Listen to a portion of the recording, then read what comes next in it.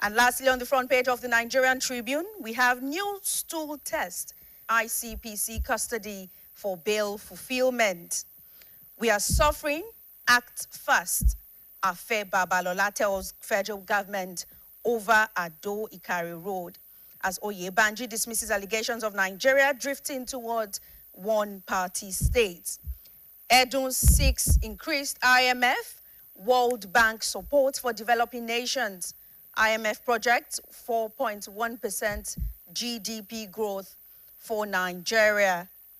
NGX Group attracting investors seeking firms to finance partner. And that's according to the chairman. And that's all we have on page 5. 30% shipping charges hike won't destabilize economy, NSC tells importers, exporters. And that's on business and economy on page 6.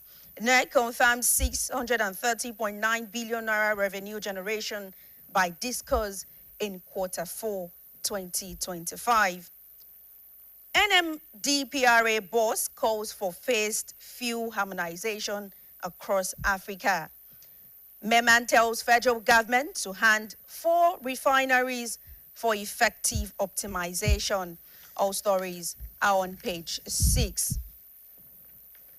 Moving on to the back page where we have some security reports on page 30. Security operatives arrest 146 suspects in Shagamu.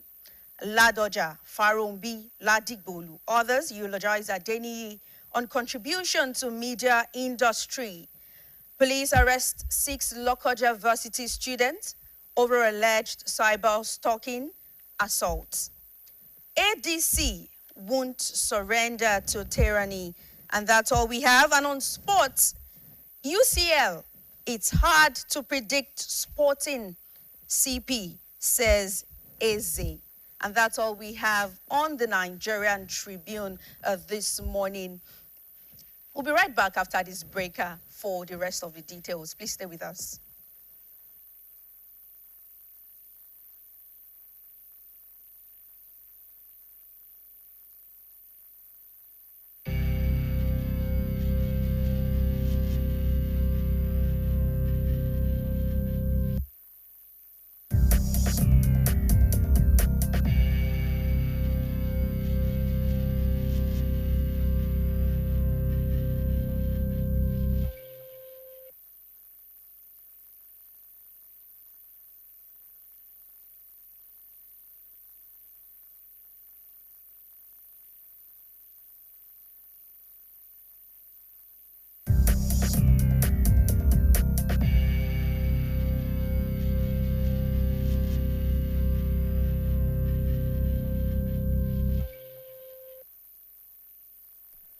All right, thank you very much for staying with us. Victor, over to you for the rest of the newspaper review. All right, thank you very much, Fumbi. I've got the Guardian newspaper right here with me, and interesting stories abound on the front page. ADC on brink of 2027 exclusion as court battles, deadline draw near. You find more of that story on page 6. On page 3, Borno, Benue top NBS records of 3.38 million IDPs across 14 states. JAM, police dismiss safety concern as 2.2 million candidates set for UTME. You find more of that on page 4. El-Rufai gets 200 million naira bail as court imposes gag order in alleged graft trial. Well, there's more of that on page 30. On page 5, Oyo lawmakers Ajimobi deny impeachment plot against Makinde. 2027 option narrows for electorate as PDP, LP, and NPP crisis linger. Yeah, there are more stories about that on page 6. On page 15, rising LPG prices, Middle East crisis threaten Nigeria's cooking gas markets. And yes, on that same page, we have IMF downgrades Nigeria's GDP outlook, warns of rising risk. Well, there's a story here on page 3. Okay, 3 of them actually. On page 3, where we have SDP, Tree said, Warriors Akpabio claims rising insecurity is politically driven. On that same page, GD airstrike targeted terrorist supply routes, not civilians, says federal government. Tinubu reforms pushed Nigeria's revenue to 3.6 trillion naira monthly, says NRS boss. And now we flip to the stories that we have inside the pages of the Guardian newspaper. We start with page 2, where we have Panorama. Delay in reserve seats bill worries women, says commissioner. And Fela becomes first African rock and roll inductee. Sudan war, 4.3 million women displaced, 17.1 million need aid. And there's a report that says ride-hailing drives Nigerian gig economy to $5.17 billion. All right, we're moving away from there to what we have on page 4, where Olurode Oshun advocates reforms in governance. NDLEA raises alarm over 10.6 million cannabis users and warns students against abuse at Uni Abuja convocation. Engineers, traffic controllers clash over air safety concerns on that same page 4. On group faults Nigeria, DRC, Tanzania orders exclusion from Pope's visits to Africa. Now to page 5, where Oyo lawmakers Ajimobi deny impeachment plot against Makinde. Well, the speaker has refuted bribery allegations, reaffirms loyalty to governor. Impeachment plots claim a poor script by governor, says APC. Don't drag Olubado's throne into dirty politics, Ladoja warns. Fayoshed visits Ladoja, says governor not relenting in plots to dethrone Olubado. And on that same page 5, experts task Nigerians on eye care to avoid blindness. 2027 group Yabo Obasanjo declares support for Adiola as a consensus candidate. Flipping on to what we have on page 7, Enugu targets 3,000 rural beneficiaries as NG Care's intervention expands, and UNESCO hails Mbas Smart Schools initiative. Oil producers, refiners still packed on market integration and fiscal framework. On metro section, page 8, slow-paced quality concerns trade Ota Idiroko road project. Construction will be completed by 2028, says the controller. And we have to arraign in Delta over illegal demand for development levy. Court jails ex-NECO staff 25 years for certificate forgery.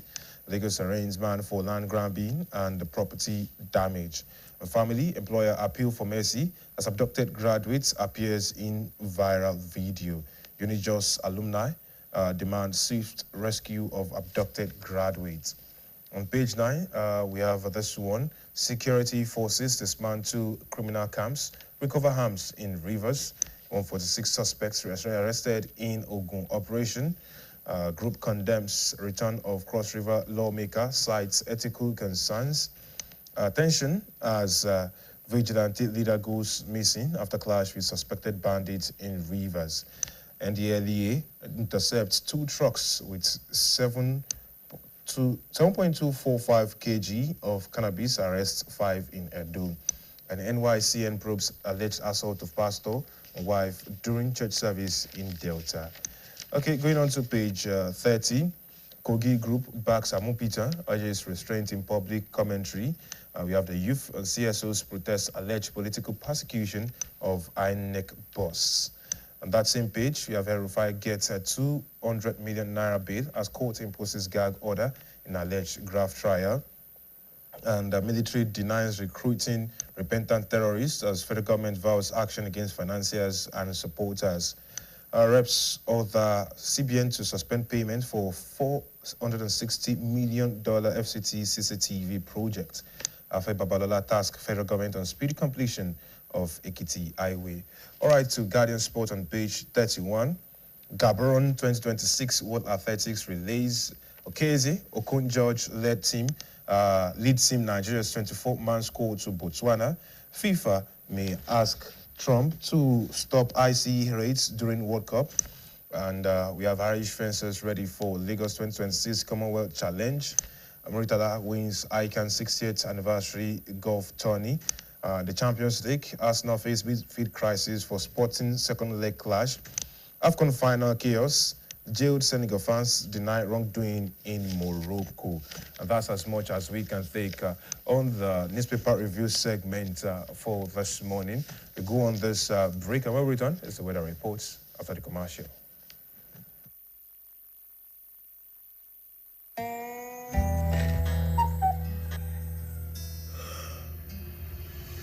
Super Malt Multivitamin Junior.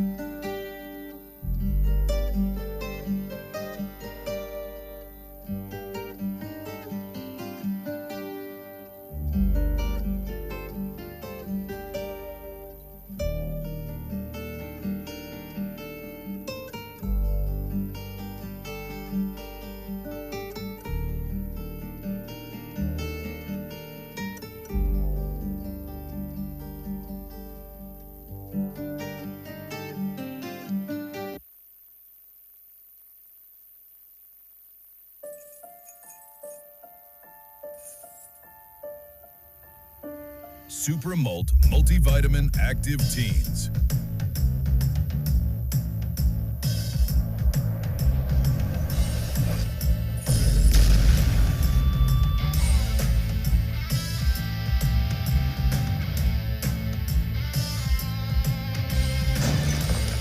Super Malt Multivitamin Active Teens. Shine on.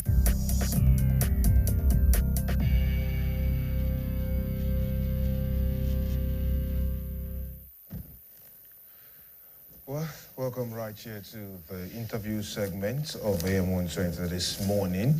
And yes, the topic of this conversation this morning is Borno Market's NAF airstrike. And of course, we are talking about the matters arising from it. Now, we know that in Nigeria's fight against insurgency, the military is tasked with the responsibility, above all, to protect lives. And, you know, there's been a lot of conversations about what can happen when everything possibly goes wrong. This week, we got reports of that Nigerian Air Force airstrike hitting a civilian-populated area. That's a market in Borno State. And yes, this has once again raised that painful and urgent question about how this war against insurgency is being fought. Now, according to reports, a strike by the Nigerian Air Force targeted what was believed to be insurgent positions, but instead it impacted a civilian area, and that led to casualties. And this is not the first time Nigeria has faced such a tragedy, where a mission meant to eliminate threats has now created victims. We've seen similar incidents in the past, and most notably, the tragic 2017 bombing of an IDP camp. Now, to help us dissect and analyze deeply, you know, the conversations and matters arising from this conversation is a public affairs analyst, and that's the person of Chief Oluwasegun Oyedijo. You're welcome this morning. Thank you very much. Thank you for having me. And thanks to our audience at home who are always there. Okay.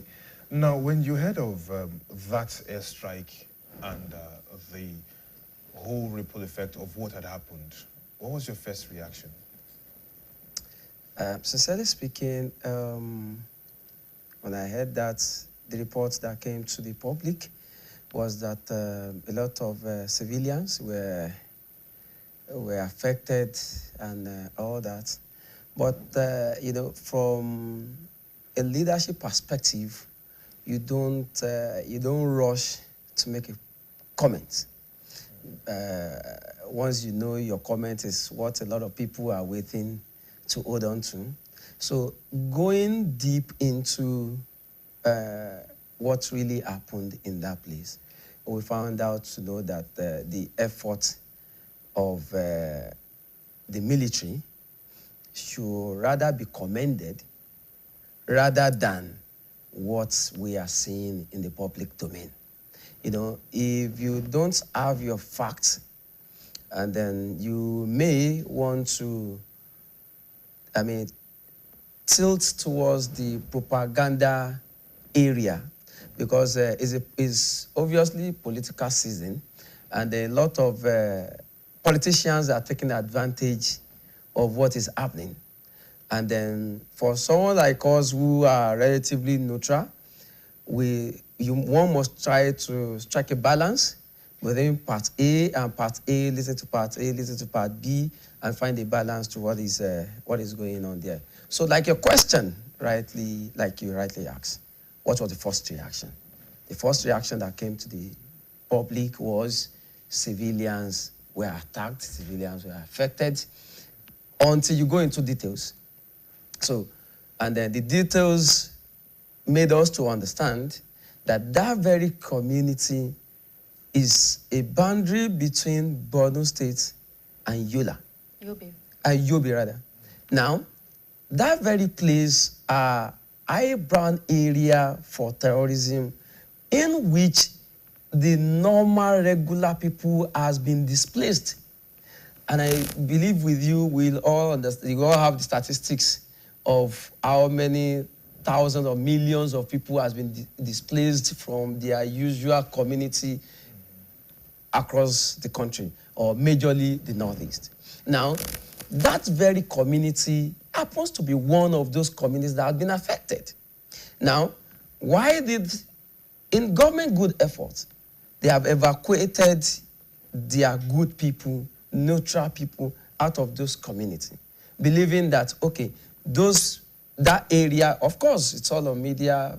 Few years back, that some area has been captured, flag are raised, blah, blah, blah. And at the end of it, the normal people who are helpless have been evacuated. So now, this area, people have been warned. So anybody that is seen in that area are tagged to be the terrorist captured environment. But knowing Nigeria for who Nigerians are, or knowing us for who we are, we tried as much as possible to play blame games in many situations, and then play much on emotional blackmail. We have to tell ourselves the truth.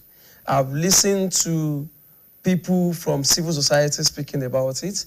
I've read a lot of comments from what they call defense minister, from the military.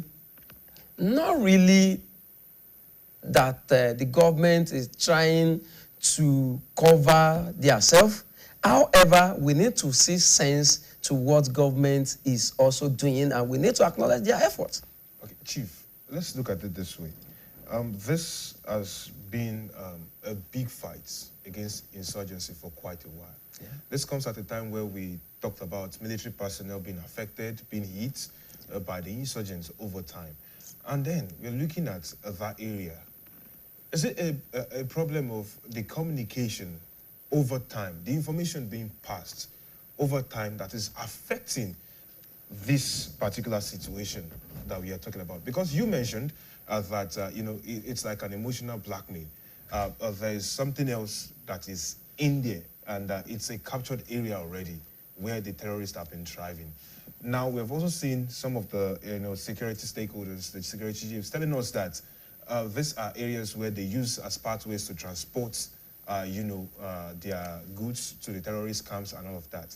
But then, communication, information, how have we been giving the people this information over time? Maybe people would now be able to trust the information coming out from the security chiefs and the government.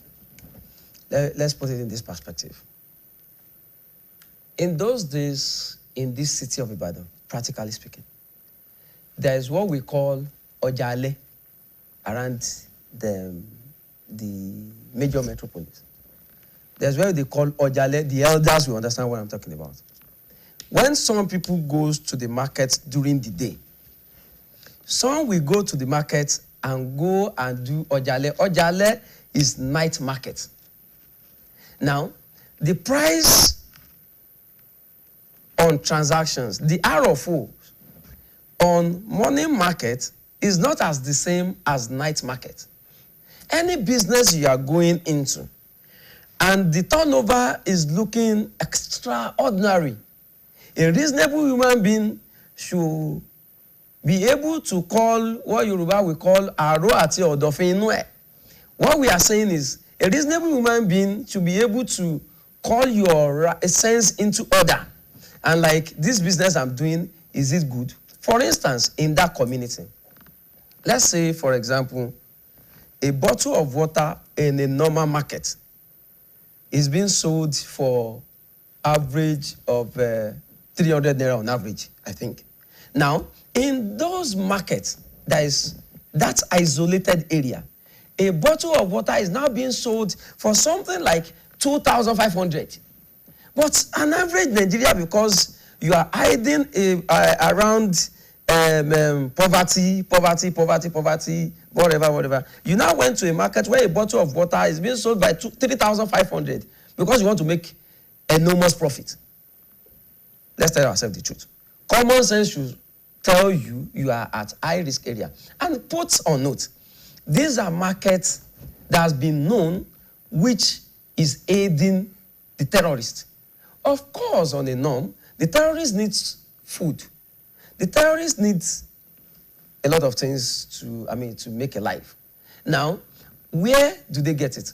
Don't forget the strategy of the Civil War, where a particular resources was cut off a particular side, that when these resources is not supplied, it will weaken the other side. Now, it's a strategy. Now, the government or common sense is telling us, stop feeding who you claim are killing or are doing what is bad to your people. But you are seeing, of course, in every problem there is business anyway. But which business are you doing? Are you doing good business or are you doing bad business? Definitely, we say poverty is really not an excuse. But of course, we would say poverty at the same time, especially where we have communities or a community where the people have been displaced. Their means of livelihood have also not been there anymore. They do not have, steady income. And they feel like this might just be a way for us to survive. We've also seen what happens in IDP camps. They are overpopulated. Some of them complain of, less care and less concern from the government. But before we look at that particular direction, talking of community members having sympathy for terrorists, let's look at what Borno State government said about this market.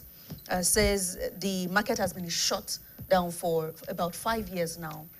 Now, if we say a market has been shut for 5 years, 5 years is a long time for you not to have acted. 1, 2, 3, 4, 5 years. Why now? And secondly, looking at the number of people, initially it was reported that over 200 people were affected in that airstrike. Should we also say enough intelligence was not gathered when that airstrike was conducted? Let's put this in a layman perspective. We all have idea of soccer. For instance, a team is playing against our own 3SC of Ibadan, right? A team that we always win. Now, and then, do you notice that nobody ever counted how many saves a goalkeeper made in a match? But you will count one single goal that went into the net. Not that the government had not been making efforts over time, but the effort of the government, of the military forces, is not something you come to the airspace and be making noise. We have seen it as their duty, we have seen it as a norm. But when the terrorists struck or strike, it makes a lot of news. And the truth is that the government is saying the market has been shut down for 5 years. Somebody is talking about awareness. What other awareness do we need? So, in Yoruba, there is an adage that says, Agbepo laja, ko re egun abi nkan, eni to gba lowo e, un gangan ni gara olosa. It is not really the terrorists that are major problems here. It is people who are aiding the terrorism that are the problem. Okay, we'll come back to the people aiding the terrorists. But before that, we have a commercial break. I will be right back. Please stay with us. No put your ears, make we talk. Time don't reach to rearrange this house to give us small wisdom. Sounds mighty fresh now, but you know own, I beg no be so. Before I go talk, say our smell no reach. Make not think I'm twice so. Ever heard of Colgate, the #1 oral care brand in the world? Colgate Maximum Cavity Protection unlocks 24 hours cavity defense. The formula boost with calcium for lifelong smiles. Mom, it's a time to brush. No more cover mouth.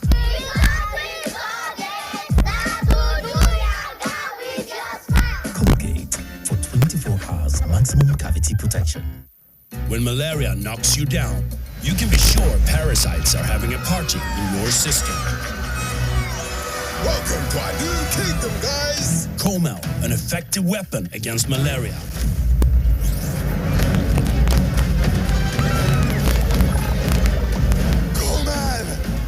Attacking the parasite army directly to give you express relief and get you back on your feet effectively.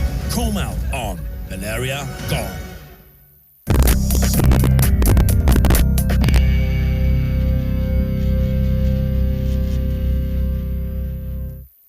For still staying around. Before we went on that break, Chief, we were talking about community members aiding these terrorists. Please go ahead with your thoughts. All right, so thank you. You see, one major problem we have in this country is that we love playing blame games, and we are not always in love with taking responsibility for our eventualities. And there is no nation that has ever grown without much people willing to take responsibility for the transformation for that community, for that state, and for the nation. Now, we usually cry that we're having leadership problem in the country. A governor, that governor is a second-term governor, I guess. That means that market has been shut for good 5 years. There is no better Nigeria until we Nigerians stand for that which we are praying for or that which we are wishing. But the moment we began to play blame games, we continually remain where we are till the kingdom come. And all of them, everybody will japa. When you japa, you will japada, you will japa anywhere. And that is not going to change the situation. The best bet is we should call ourselves to order and stop playing blame games and shifting responsibility to the leaders that they are the one responsible. Because this is another electioneering year now. Politicians have the capacity to bring any candidate or any individual for you.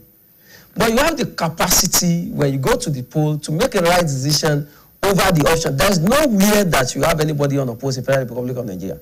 So you have options. And the options you made, you should take responsibility for that option you have made. Now, the government said we have shut down the market for 5 years. Yet within the 5 years, Nigerians, because of whatever English you want to call it, are still going for business transactions in that market. In that market, are you transacting business with a normal person? Absolutely no. You knew that you are transacting business in that market with average who the government is fighting. That means you are enriching, you are giving strength to who the government is saying government is fighting for your sake. Put on note, average governor, average House of Assembly, local government chairman in that place is not as vulnerable as average person. So at least they have the security paraphernalia to attach to them. But you as an individual who are most vulnerable are now the one that is aiding and washing out the efforts of the government in your constituency. And that is just an example to average Nigerian situation. This is what is going on in average Nigerian community. For instance, government is making road where we are not having terrorism, for instance. Now. Government is making road now. Nigerians are going to steal the road. Nigerians are going to steal cement. And now you say government. We should be able to take responsibility. So back to our point. The truth remains, the market was shut 5 years ago. That means enough information has been passed to the community. Like, you people are evacuated. It's your market. You are evacuated from the place. And, the place was like, is a no-go area. But day in, day out, because you are making a lot of, business, like a water business example that I gave, instead of going to where your people are, selling your pure water for 300 naira, you are now going to where you sell it for. Chief, when we say market has been shut for 5 years, should we really take it as that from the government, from the state government, or it's more like a damage control because of the lives that were lost? Because, when we look at that number of years, of course, we have it most likely was not barricaded. It most likely did not have any security personnel around the vicinity of that market. So when we have an open space, no one is trading or transacting there for 5 years. These are people who are hungry. These are people who have been displaced. I get from the point of the government you have mentioned, but let's also look at it from the point of the perspective of the people. And I am not talking of sympathizers of terrorists now. I'm talking of real citizens who need to transact business, who need a source of livelihood. Is 5 years not too much to shut a market? And nothing has been done for the past 5 years. Okay. One fact, we are trying to make a balance.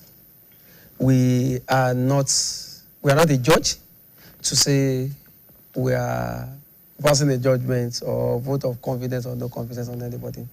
We are just trying to we are trying to strike a balance between side A and side B. But I love to say the truth. And then we should be able to tell ourselves the truth. They said the market was shut for 5 years. Before the market was shut, go back into your research. You will see that people have been moved out of, not even the market, the nearest communities around the market, if that fact has been established. Now, it means that area has been captured by the terrorists. And the government, by the day, are advancing towards, sending them back into where they came from and having hold of the territories. But now, when government is now saying they are sending them back, you as an individual who have no insecurity attached to you because of money, and you say risk is everywhere, you are now risking going ahead of the military. Put on note, these are the same people that are giving those terrorists intelligence informations like, when we are coming, the military people are this also place, they are in this also place, they are in. And I think instead of, and then one of the big shots in the political space made a comment, and then I see that very comment as something that is not healthy for our space. But of course, it's a political era, and for them, is is a strategy. You take advantage of whatever your partner is doing that is not good, and you just capitalize and just hit them on the head. However, we need to tell ourselves the truth. When in those days, there are some forests that they call the forest of the evil, that not a normal person goes into the place. But 21st century Gen Z mentality will tell you nothing will happen, we will go there. But they will not tell you not to go there. But whatever you go there, you see there, the consequences is what you will take responsibility of. That is what they are taking responsibility of. Government have shut a market. People have been evacuated from a particular area. You said business is booming there, and you went there and said they had a hair strike now. You are affected. At the end of the government is even magnanimous enough to take them on treatment, and all the medical bills are free. So what are we talking about here? Okay, Chief, you have been alluding towards that political sphere statements for a while now, and I'd like you to expatiate further, because we know that it's political era, all right, but security issues cannot be politicized. This is the ripple effect of us having politicized it over time. I remember from the times of Goodluck Ebele Jonathan as president of this country, some people said this country would not be governable for you if you won the elections that were coming. That statement is still affecting us up until this moment, because some are also using it as a tool. So, let's talk about how bad it is right now that we have politicized security issues. You see, we are, let me use my elder brother's vocabulary.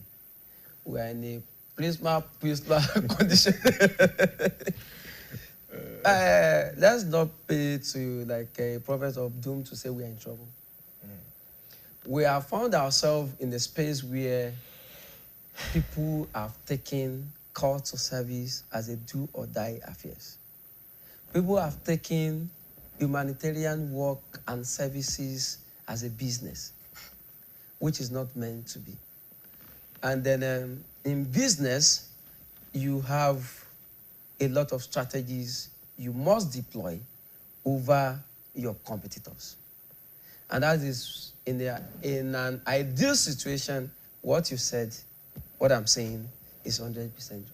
The issue of security should not be politicized. I believe, and I'm pleading on our leaders, that for once, let them have, it's a political era now. Election will be held, I think, February, March, right? And then after that, someone will be sworn in, litigation will continue. Immediately, we have the litigations over. Can we short politicking and let's all come together for a, which other, I don't want to use the word progressive governance, not to look like it's partisan to a particular client, but a productive governance. That those who have sense in party A, those who have brain in party B, those who are vibrant in party Z, let's come together. It's our country. And we just put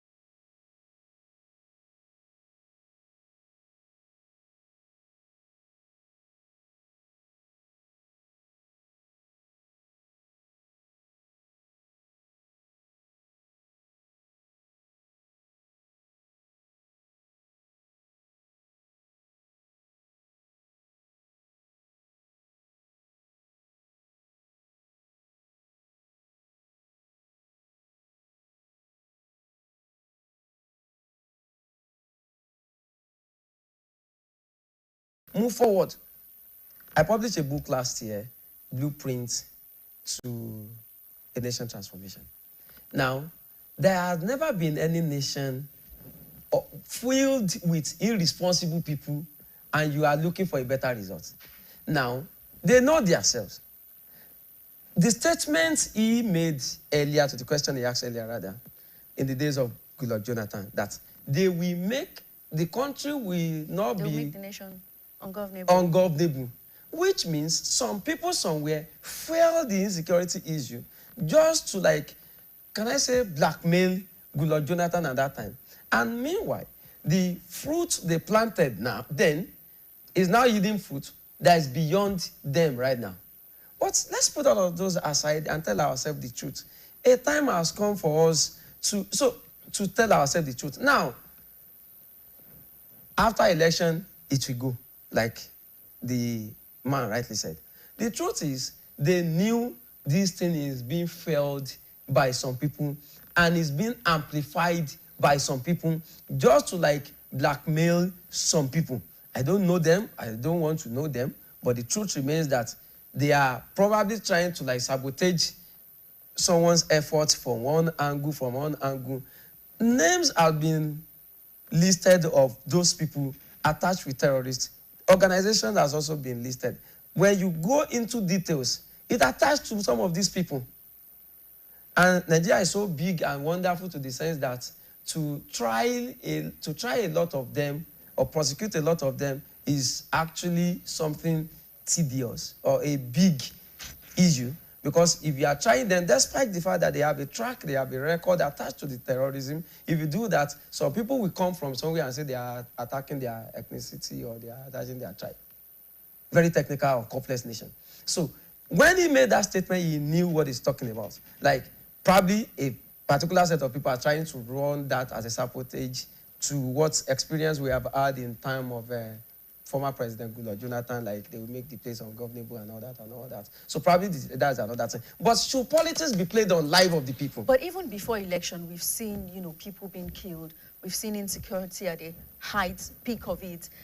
Should it even be, linked to election at all in the first place? Should we be trading lives for money if we have sense? But the truth is that common sense is not common. These things should be something, a call to service. If they don't call you, they don't call you. Why should you fault yourself? Why should we kill or people die before you can get to an office and you are enjoying yourself in that because you want to get to an office? All right, Chief, as we start to wrap up this morning, I would like you to speak to, first and foremost, the political era and the insecurity that we are seeing. And that means you're speaking to the people to understand what they need to understand about what is happening in the country, and then to the leaders on how to lead the country so that the people will gain the real benefits of proper governance. This question you ask should be a day lecture. Because we have been saying it over and over, and our people seem not to be hearing. But we'll keep saying it. At least if I'm able to win another soul to myself. Like that, we meet many, and then we believe the country can be better. The bottom line is this. Ladies and gentlemen, fellow Nigerians, it's another opportunity that we have right now to make another decision. Bear in mind, if you like, be doing tribe, be doing ethnicity, be doing religious, whatever, the reality will be done on you. At the end of the day, whatever decision you are taking today, don't forget we are all results of the actions we take or the action we face to take. So, electioneering year is here now. Political party is their fundamental right that cannot be taken away from them to feed whatever they choose from their party. And you as citizens have an opportunity to go to the poll and make your decision as well. And stay with your vote and make sure your vote counts. The truth is this, the insecurity, these things should not be do or die. Why should we be shooting guns, killing people? Okay, people you want to govern now, you are now killing them. So even if God give you table, give you spoon, now person will cook the food. And then you want to kill who will cook the food. Who will pay the tax that you will use to do the government you want to do. So it's a beautiful time to tell ourselves the truth once again, like Nigerians, ladies and gentlemen, daddies, mommy, brothers, sisters. Let's make a good option. Let's stop playing blame games as usual. How on earth are we going to be saying his leader, his leader, his leader? How does the leader go there? Are you not part of it? Let's take responsibility. Security should not be something that should be politicized, for heaven's sake. And it's unfortunate now that everybody are just looking, everyone is looking for opportunity to just bring another person down, to water someone's efforts. We don't know if someone is not doing what is right anyway. But from sense of understanding, we say, even if the person is not doing right, if the person does not know, because the day a madman knows he's a madman, that is the day our people said the person has healed. So if the person is not doing right, the person may not know. But we that we are staying outside can say the person is doing right or the person is not doing right. You that you are the judge, you have an option now to make another choice. I believe no government, no leader, even community leader, should trade anybody's life for anything. Because a nation that fails to protect the life of its citizens is accounted to be a failed nation. We pray Nigeria will not be a failed nation. However, the responsibility lies in our respective hands. Before the Christ gets to Mr. Governor, Mr. President, it starts from your respective community. That is where be your security within your community. Don't raise terrorists, and put in mind this terrorism we are talking about has become an ideology.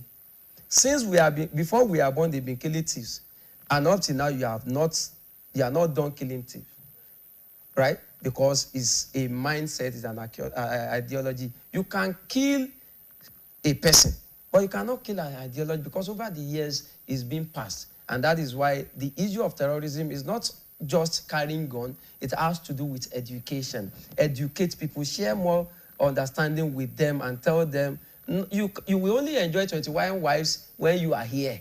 When you go to heaven, there's no wife. You just either be inside fire or you shouting, enjoying yourself. So any wife that you don't marry here, yeah. So I think government should be strategic in what they are doing beyond carrying gun and say we are fighting terrorism with with gun. They should also come, because we are actually sitting on the time bomb. We are having crazy number of uneducated people, and the rates of the birth rate is on the increase on a daily basis. And what are the measures put in place for them to have the expected life they are meant to have? If that is not done, if people are not properly educated, people will take their art and tell them 25 wife. And of course, 25 wife is a very beautiful thing that a lot of people. And so that's to say, it's not just about the federal government now. We have, religious bodies, clerics also doing a lot of work when people are not properly oriented, especially when it comes to a religion. Let me say this. I was in a meeting at the national level, and one of my summary was, there is no national out-of-school child. There is only out-of-school child in a home, in a community, in a local government, in a state, before you transfer them to federal. In fact, the federal government is only taking responsibility of out-of-school children. The federal government is only taking responsibility of destitute. The federal government is only taking responsibility of some problems that are not their own. And that is why I am supporting the effort of the president to revert a lot of things back to the local government. Because coming from the experience of the advanced world, a lot of things are being done, settled from the local government. Now, your problem is your problem. It's your community that is not settled. It's not inside the community of the villa where Mr. President lives. It's not the community of the government house where Mr. Governor lives. It's your community problem.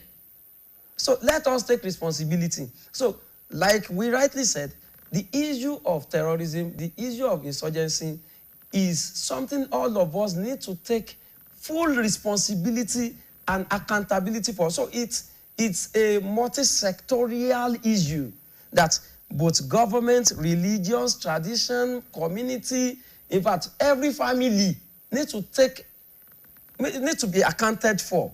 It's the out-of-school children, the terrorists, is your family issue. And another thing is this. But it becomes a public menace. Eventually. And government is only taking responsibility for that. But it's your family issue. Let's tell ourselves the truth. The madman is from your family. He smoked this thing, he drank that one. It's your family. It's not government mad person. It's your family mad person. So the truth, the truth remains that we need to come back to the drawing board. And all communities, everybody should just be responsible and stop playing blame games. Everybody should take responsibility to their respective families and make sure your family have what they can have. Don't burn more than what you can listen. That was what the emir was telling them that turned to a fight at one point. Let's take responsibility and stop pushing everything to the government. Thank you so much, Chief Oluwasegun Oyedijo, a public affairs analyst who's been talking to us about the Borno Market NAF airstrike. Matters arising, of course. We've been hearing, reactions from different quarters. Thank you so much for lending your voice to this particular conversation. We appreciate always. We'll be right back after this break with our second guest. Please stay with us.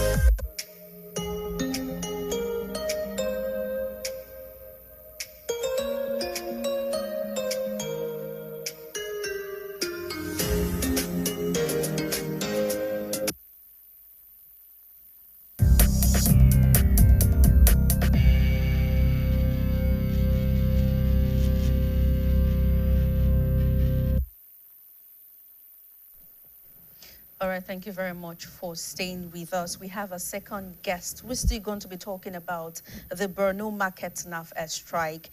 We have Olufemi Adeniton, a legal practitioner and conflict governance expert. It's good to have you. It's always good to have you. Thank you so much. Looking at what happened in Borno Yobe border market last week, Saturday, let me run you through, what we've been having, a recurrence of this particular attack over the years.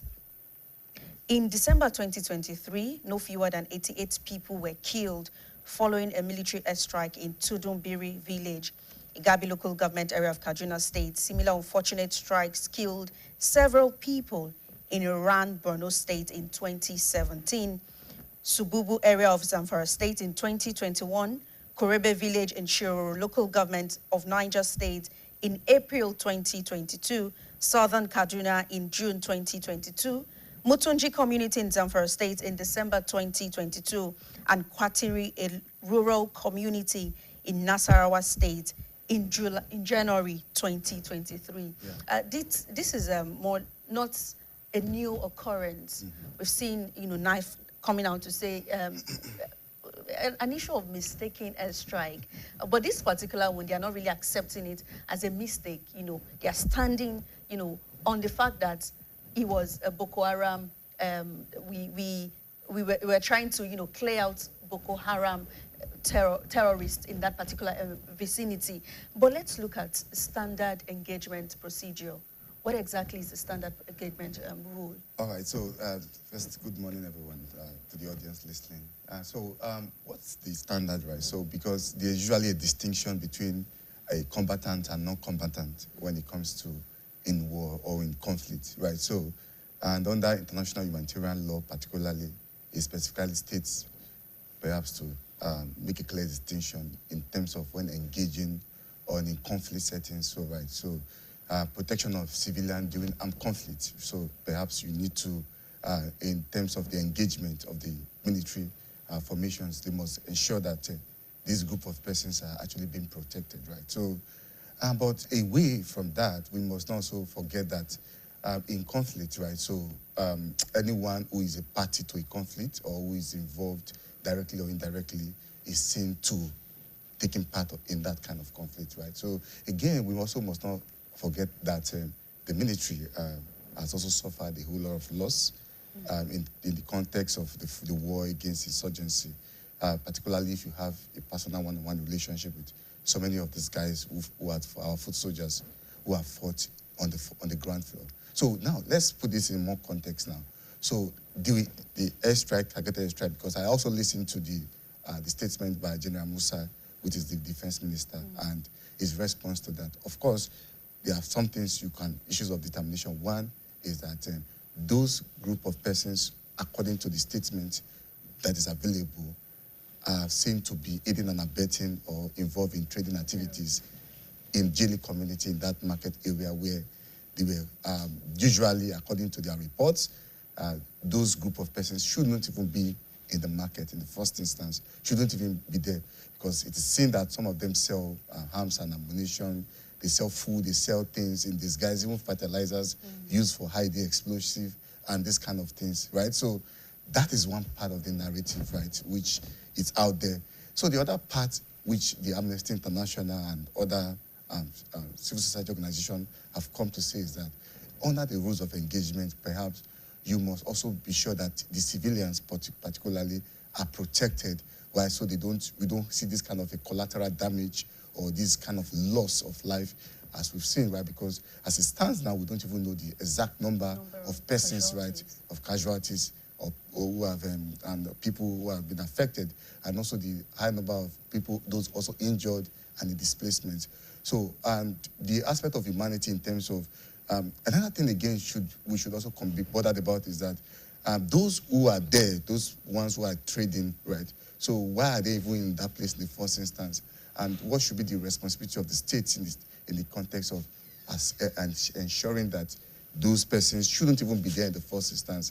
And what could be done in subsequent times to prevent civilians from being in the heat of a conflict settings and so that we don't see this kind of loss, because the international community is actually watching, and of course, it's not something that is also good for the reputation of Nigerian, because it's always good, they can always spin the narrative and say the Nigerian government perhaps is attacking them. Okay, we've heard so much about, why are people there? We say this is a vicinity, an environment where terrorists hide out for terrorists, where terrorists carry out their transactions. So any civilian who is caught there is also a terrorist, a sympathizer. But is there a possibility that we have people who are truly innocent around there, especially when they say the market has been shut for 5 years? Yeah, there are some things that we need to first understand, that okay, this is a war. This is kind of like a no-go area. Excuse me. This is kind of like a no-go area, of which it has been kind of a mark that the terrorists hide out and all of that. But certain reasons why you see some of these market people go in there, and of course, you know that in trading of marketplaces, women are most involved in this kind of settings, right?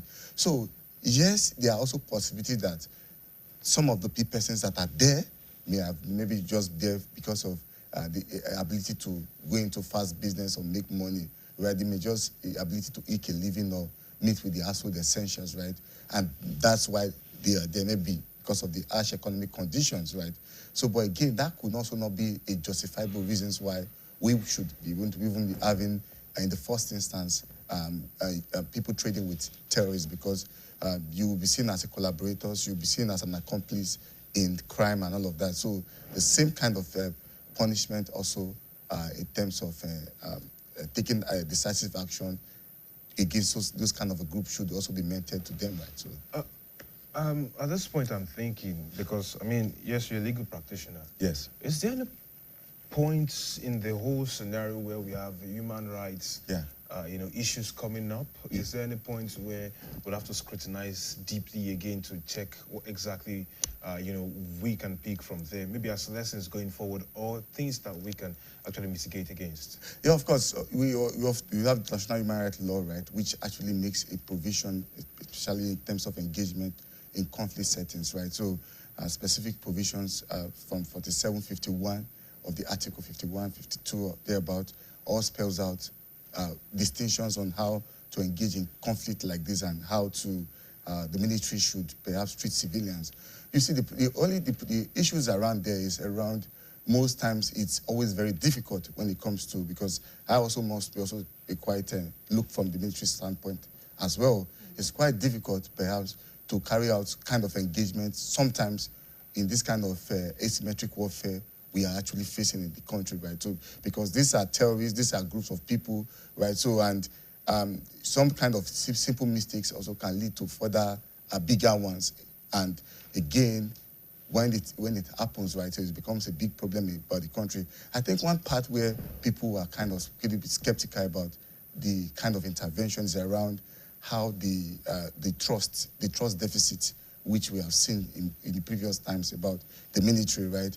So people will say, okay, there may be, maybe it's just like a cover-up operation. It might not just be an operation that was built on intelligence, as you say, that could have perhaps led to that kind of an attack. That if, for instance, we understand that those group of persons who were there in the first instance, perhaps were part of or linked to these terrorists, it could have been as well, like maybe perhaps arrest them, arraign them in court, and make them have their day in court, right? So, of course, again, that could have also been the right course of action. Don't also forget that recently we also seen the kind of conviction recently from our court on those persons who were those suspects, or now you can call them criminals, who were about 380-something of them. Yes, were all, they were being arraigned, and of course they've gotten their sentencing from the court. So again, we have to celebrate that as well. But more needs to be done, right? So the military perhaps also need to have these civil-military relations, particularly some of their men, the officers on ground, needs to also go for this kind of training, right? So we have so many kind of training centers which is kind of been offered by the United Nations, right? So something like the Kofi Annan Peacekeeping School perhaps should teach some of the military men sometimes again on how to perhaps in terms of their intelligence strategy, right? So that sometimes you will be more proactive in terms of your attacks, right? Because my assumption will be that at the point of the attack or the hit, when the Air Force carried out the strikes, were those group of persons harmed at that time, right? So if there's a report of credible evidence that showed that, or maybe revealed that. Should it be about that particular moment? Is that what the law is saying? No. What about previous crimes they've committed? No, the rules of engagement particularly, where if someone in wartime, even with his rifle and his hands are up, right, he surrenders, right, automatically under the rules of engagement, you must not... But we know in that instance, of course, there cannot be an issue of, terrorists surrendering because they are buying and selling, they are trading at that particular moment. But it has also not been established. Yes, it has also been established, but this is, I'm trying to be balanced in my analysis, right? It has not also been established that those group of persons there were terrorists. Well, this was the own side of the government's own position, right? But also remember that international humanitarian also law also specify perhaps that there are some places of that should not also be hit in terms of operations, right? So one of it is church, hospital, the water streams and all of that, and marketplace also should not also be hit, right? So, but in this situation, perhaps the military is able to establish that this group of persons they were directly linked to the terrorist group, right? So that's the position there. Okay, sometime back, you were in that same chair, we were speaking, and we spoke about the thriving economy that has been helping the terrorists, the insurgents thrive. And here the conversation is brought but in a different perspective. Yeah. As a conflict governance expert, what do you make of our approach to strikes like this? Late last year, the United States made some airstrikes into Nigeria. It was celebrated. Nigeria's own airstrikes into some certain areas. Look at the reactions that we have gotten. What do you make of this whole situation? How can we do it better? Well, I think it's more about intelligence, right? So intelligence sharing and then surveillance of satellites and things like this will also help, right? So you see that in terms of technological gap, we are actually leapfrogging when it comes to that, right? So our technology know-how, our IT base is still, there has not been quite of investment in that area. And this is why over time we've seen that in the war against terrorism or insurgency in Nigeria has always come with some shortfalls, right? So how then do we do it? Of course, increase in terms of intelligence sharing, right? So, and that would also do with perhaps having more robust kind of relationship with America. I'm also having a kind of concern recently because the US actually has released a travel advisory recently, even trying to recall some of its staffs, right, out of Nigeria. So also this gives me some kind of concern, right? So what was the kind of our relationship with the United States of America in terms of helping to address this kind of conflict? Because, of course, we don't even have any arms and ammunition production in Nigeria. Most of these things depend on our requests from the outside the country, right? So we buy them in terms of exchange rate and this kind of a thing. So it makes it kind of more difficult in terms of how do we fight the war, right? And that's why, again, you see that even if you hear statements from some of these military men who were on the battlefield, they'll say that even the arms being carried by some of these ISWAP members and the Boko Haram. More sophisticated. More sophisticated, right? Because of the financing, right? They get most of their funding. It's a global network group that finance them, right? So they get this fund, and also it's been like, even recently, they have also started exploring also other means or strategies of acquiring. Now, when it has been established that it's a global network, Yeah. how do we begin to cut the supplies? At what point should we start looking at? Because we also know that we have over 300 points of entries into Nigeria. Yeah. But we do not, there are some who have been flagged as red zones. Yeah. Now, at what point or where should it start from in terms of cutting the supplies from international network? Yeah, so for me, I think I would say something that maybe is different from more public opinion. That's why I appreciate, I kind of support the kind of war you can see in Iran now. So why? Because one of the global networks of terrorists actually comes from more of the Middle East, right? So they get their financing from there. Looking at it again, remember that shortly after Libya, Muammar Gaddafi, there was an infiltration of small arms and light weapons across the Sahel region, right? So again, they must also, you will also look at even according to their surveillance states and the Lake Chad area, we find out that a lot of movements of persons and a lot of movements of arms and ammunition, and also financiers of terrorist groups. And they've also leveraged on various forms of network. So this is hydra-headed, right? It's multidimensional. It's not something that, it's not one source of financing or one sort of funding. Recently, again, remember, the federal government also released the names of... that was last weekend. Yes, of... 48 people. 48 of persons. Sponsors. Of sponsors, right? So they also leverage on various cells, various networks, right? So and how that's terrorism is being financed in Nigeria. Sadly enough, we've seen a whole lot of some of these things which does not really speak well. And how then do you address this is one of the big issue again, right? So you have to look at from the global phase, because nothing should be excluded. So there's a whole lot of kind of coordinations across the when we talk of financiers levels of terrorism, you know, just as we said, you know, names, federal government have named names. Yeah. And, you know, for federal government to bring out these names, then they must have enough evidence to show for it. How should the law take its place? Especially where we want, you know, we want to see the judgment. We want to see, you know, the law really taking its place. It should not be an issue of, you know, these names just being mentioned and actions are being swept under the carpet. What should we begin to see? Yeah, so it's usually, it starts with that's the first line of action, because it shows that the core of civil society organizations are really working now, right? So one of them is first to name them, right? So the other one is to go after them. Some of them, to be fair, Simon Ekpa, for instance, which the name is part of the group, right? Is prosecuted now in Finland, right? And is under detention, right? So we have seen a couple of them, names also there, right? So the next thing would be to go after them, and perhaps also the sanctions, right? Sanctions also should be meted. The assets should be frozen, seized. Anything that is being stolen as a result of, due to the course of this kind of criminality, they should go after their assets.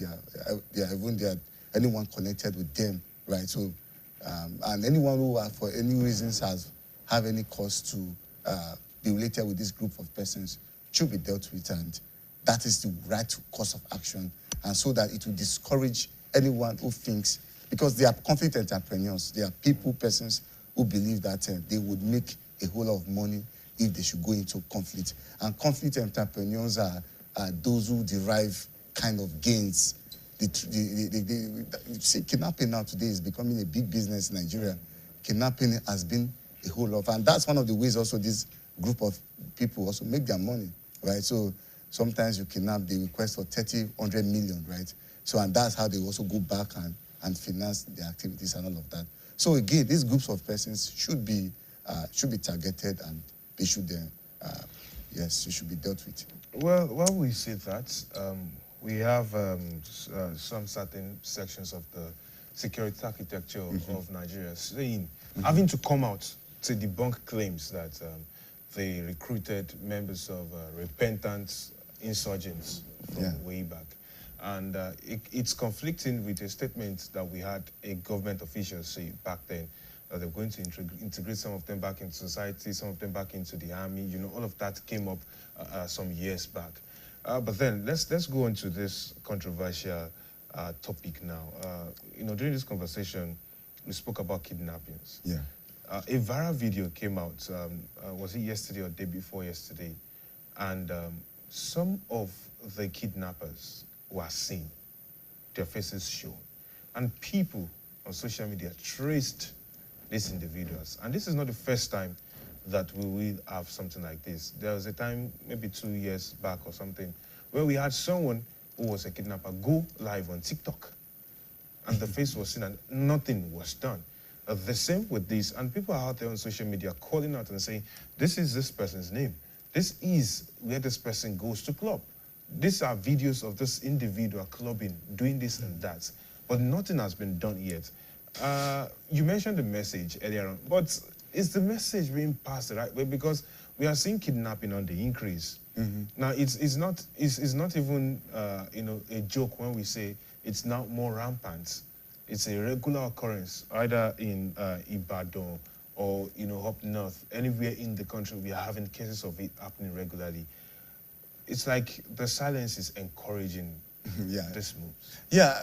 So sadly, you see, this is the way the country has become, right? Because again, that's when you look at the welfare systems, right?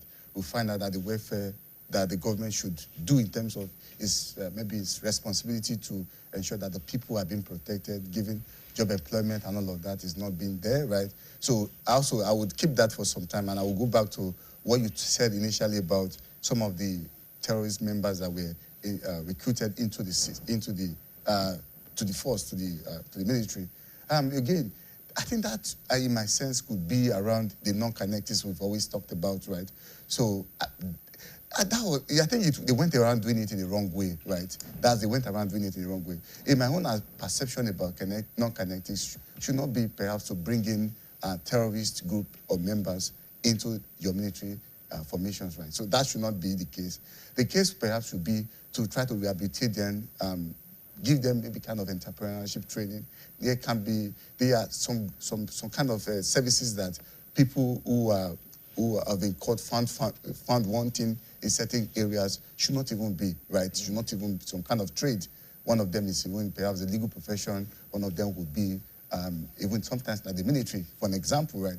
So away from that, so why would perhaps the government in itself wanting to bring in this kind of persons or group of migrants who were found wanting into it?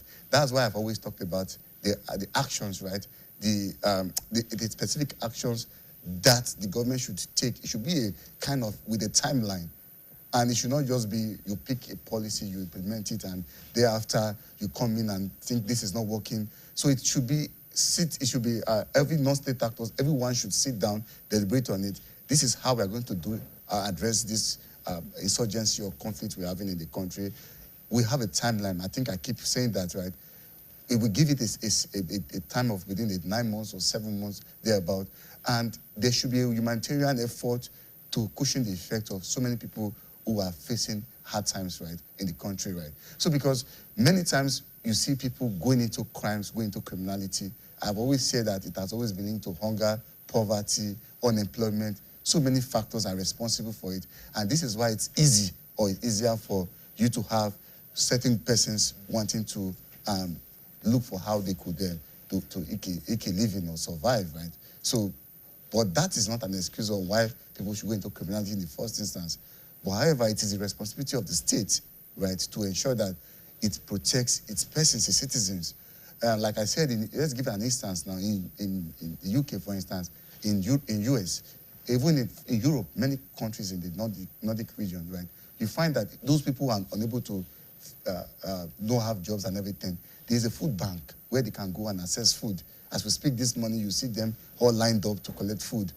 There's access to medical care, access to everything they need. So there will not even be any incentive to even commit crime. So when you see the crime in that kind of settings will be in its minimal. So that's again a failure of government in terms of providing not just for the primary responsibility, which is to protect life and property.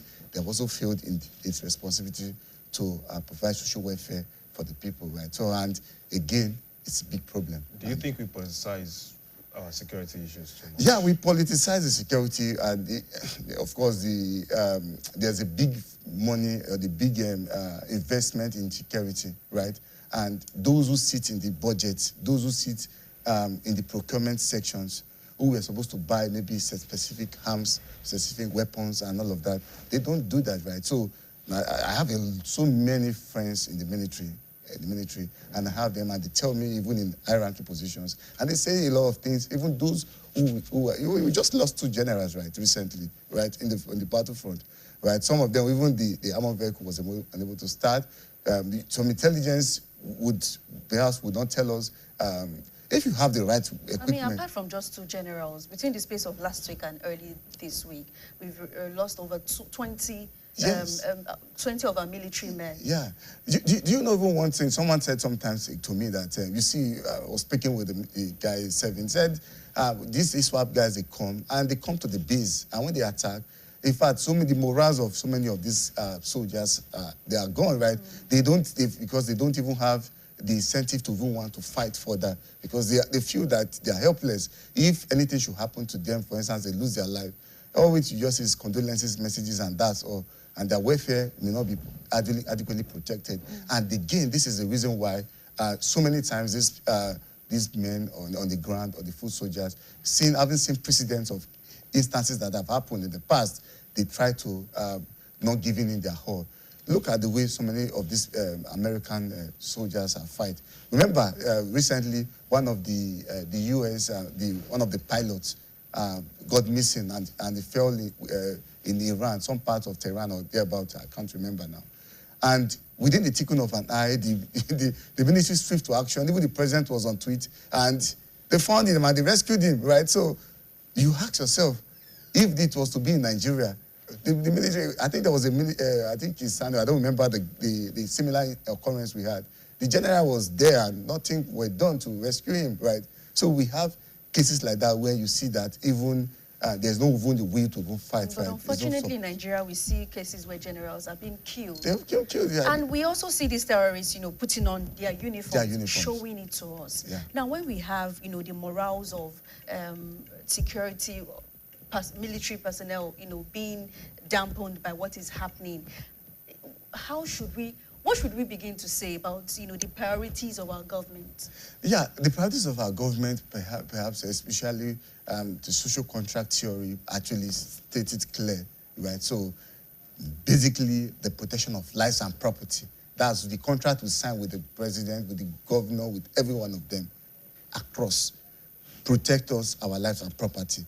Now, it's a clear failure, right? So, because why is it a clear failure? Within the space of Nigerian territory, the state, the government, every location, you are supposed to be freely and willingly able to move across, even at night, right? In Ghana here, in Accra, you can move 3 a.m. in the middle of the night, right? Everywhere is safe, right? Even many parts of Africa, West Africa, you can move within the night. Now, you've failed to protect that. Another aspect of it is also the social welfare, which the government should provide. What about the roads? Bad. What about the electricity? Poor. Power supply? Zero. You look at the healthcare, the medical system. You ask yourself, if there was to be a real emergency today now, what are the kind of line of action we have? So you look at so many other aspects of what should constitute a government, and then you ask yourself a question that, is the government actually doing enough? Or should we say that this is the kind of governance we want, right? Nigeria, 1960, we got independence. Today, we are still talking about the same issues that our forefathers had in how many years? In 1960. And there have not been any real impact, real change, real governance you've seen. This same set of people are the same people who have continued to recycle themselves, and we've not seen any governance, and they want to go for 2027, and they will rig their way into it, right? So we will continue the same problem. So, and that's why you have seen the high level of jackpot. People want to leave, right? People want to leave the country, right? Because they fear for their life, they fear for... But of course, because of our time, not everyone can jackpot.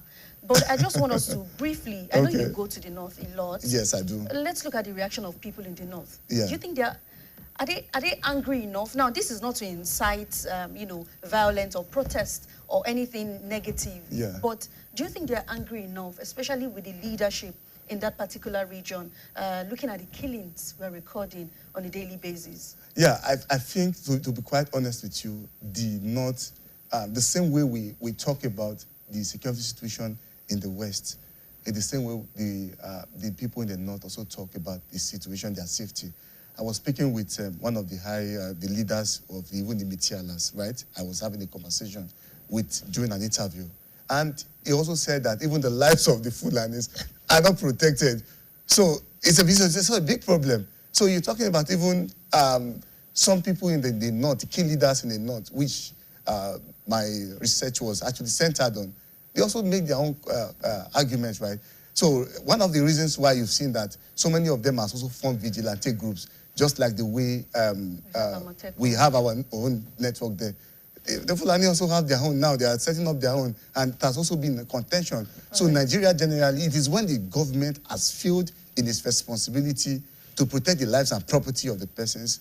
That is why you see splinter groups coming up with self-defensive mechanisms and strategy to see how they could protect themselves, right? And this is what is sad in it. Thank you very much, Olufemi Adenitan, a legal practitioner and conflict governance expert, who's been talking to us about Borno at Market NAF airstrike. Thank you so much for lending your voice, and of course, always put your input in conversations like these. It's time for Sport Updates. We'll be right back. Please stay with us.